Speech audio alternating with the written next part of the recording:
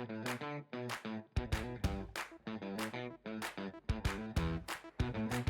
morning, Cathie. Welcome. Hello, Becky. How are you? I'm good. Nice and sunny in Marlborough today. Always sunny in Blenheim. Cathie, to start the interview, I would like to thank you for gifting your time to MFR Voice.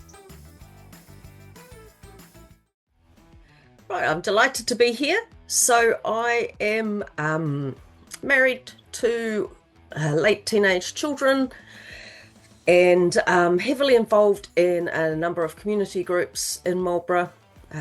I do work in sort of journalism and public relations. I say that my job is telling Marlborough's stories to the world. What made you want to get involved in council elections? As I said, involved in a lot of different community groups in a lot of different spaces. School students with Mistletoe Bay, Heritage Trust, preserving our history and telling our stories, and a lot in the energy space, energy hardship, set up a curtain bank, working on greater electrification and ensuring community facilities are resilient in times of natural disaster with solar panels and batteries. I'm very focused on tangible outcomes. I want to see benefits for people. I'm not much into just talking about things. I want to see some tangible results. In the course of that work, it's easy to see that there's a lot of need in the district, and I'm not very good at walking past a need without wanting to do something about it. And that was the catalyst really for me wanting to get involved in council.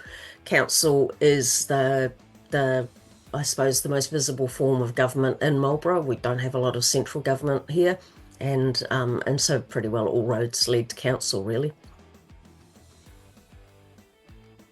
I'm very curious about the world, and I think those are skills that would help as a councillor to ensure that council is actively engaged in communicating with people in Marlborough, because so much of the lives of people in Marlborough are affected by what council decides. Absolutely. Thank you, Cathie. Now, is it easy to stand for council? It is. You just have to fill in a form. And well, you have to meet basic criteria, live in the ward, be able to get two people who live in the ward that you're standing for to nominate you, pay $200 and provide a photo and a little blurb about yourself. So that's the easy part. Then, of course, you have to find and convince people to vote for you, and that's a bit harder. It's quite nerve-wracking sometimes putting yourself out there, and so that's the big step really. It's easier to stand for council, but it's a lot harder to put in the work to get elected to council. Thank you, Cathie, for that. Thank you for explaining that so clearly, and thank you for putting yourself out there. We as a community appreciate that, so thank you for supporting democracy. Do you have any safety concerns in becoming a candidate? New Zealand's a pretty safe place, really, yeah. And by and large, I don't have concerns about masked men stopping a transit van and abducting me off the street or anything like that, or coming to my door and harassing me. That sort of stuff doesn't. It's very, very rare in New Zealand. It's not a New Zealand thing.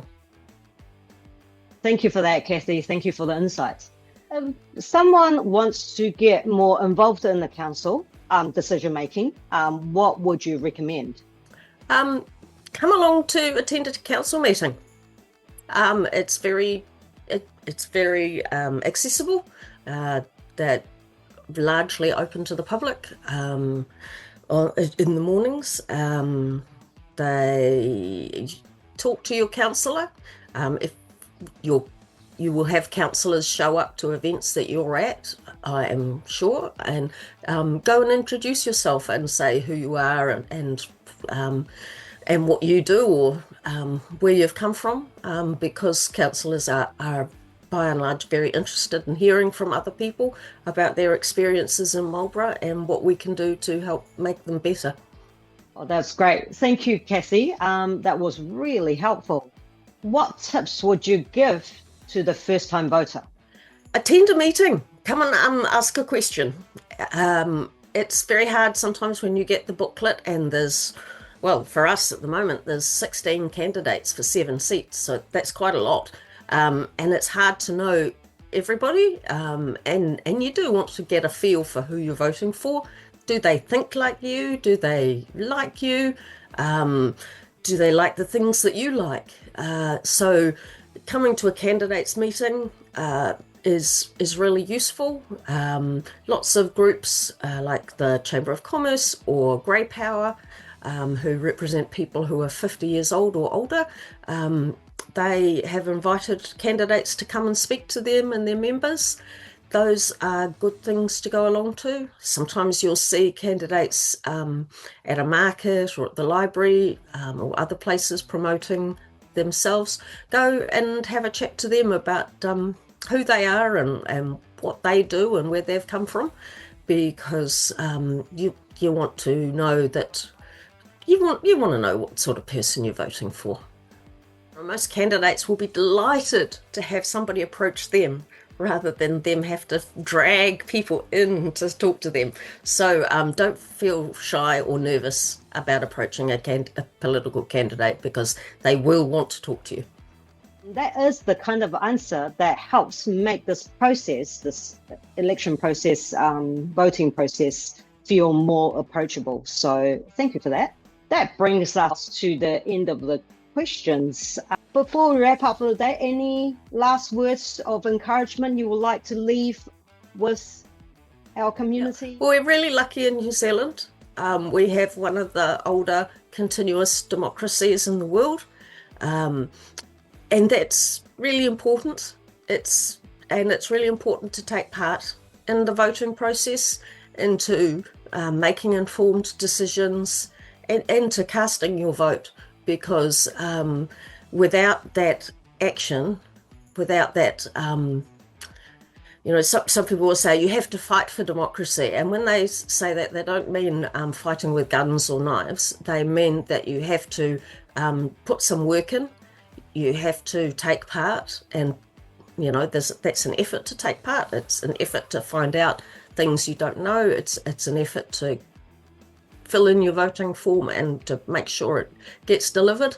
But it's worth it, because that's your way of keeping your political leaders accountable, and they need to hear from you and to see what they can do better, and to know what they're doing well too, because everybody focuses on bad things. So I really encourage people to vote. I was going to say, it doesn't matter who you vote for. It does, but the important thing is to vote, to take part. Absolutely, I agree with you, Cathie. So, thank you. Hearing that might actually give someone the confidence to vote. So, thank you, Cathie. We appreciate your support, and have a great rest of your day. Thank you very much for the opportunity. Lovely to talk with you, Becky.